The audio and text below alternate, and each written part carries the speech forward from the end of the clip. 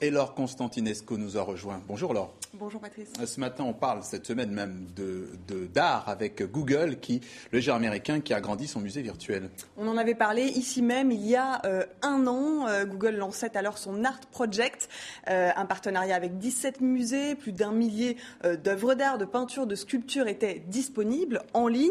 Et bien depuis mardi, on est passé à la vitesse supérieure. 151 musées et sites de 40 pays ont rejoint Google, parmi eux le château de Versailles, vous le voyez ici, ou bien encore la Maison Blanche. 32 000 œuvres sont maintenant accessibles depuis n'importe quel ordinateur connecté à Internet, évidemment.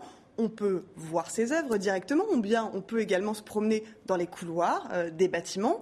Sur certains chefs-d'œuvre, on peut même zoomer à l'extrême puisque la résolution est étonnante de précision. Vous allez le voir, c'est 7 milliards de pixels. On découvre ainsi des détails totalement invisibles à l'œil nu dans un musée classique, à moins évidemment d'être collé à la toile et d'avoir une loupe, ce qui est impossible.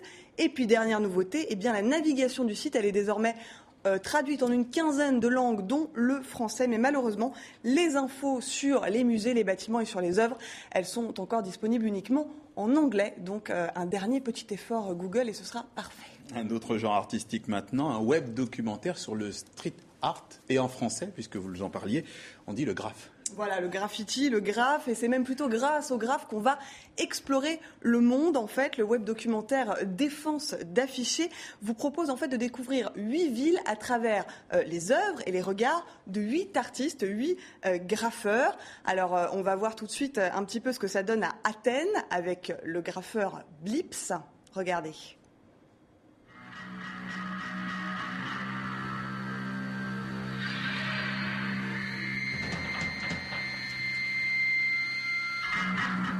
Για μένα η street art είναι ένα κοινωνικό ημερολόγιο σε δημόσια έκθεση και ουσιαστικά προσπαθώ με αυτόν τον τρόπο να αγγίξω όσο περισσότερο μπορώ την αλήθεια, γιατί θεωρώ ότι το να βρει κάποιος απόλυτα την αλήθεια είναι τοπικό και κατά κάποιο τρόπο λειτουργεί εξαρνιστικά το όλο εγχείρημα και σαν καλλιτεχνική προσπάθεια αλλά και σαν προσωπική.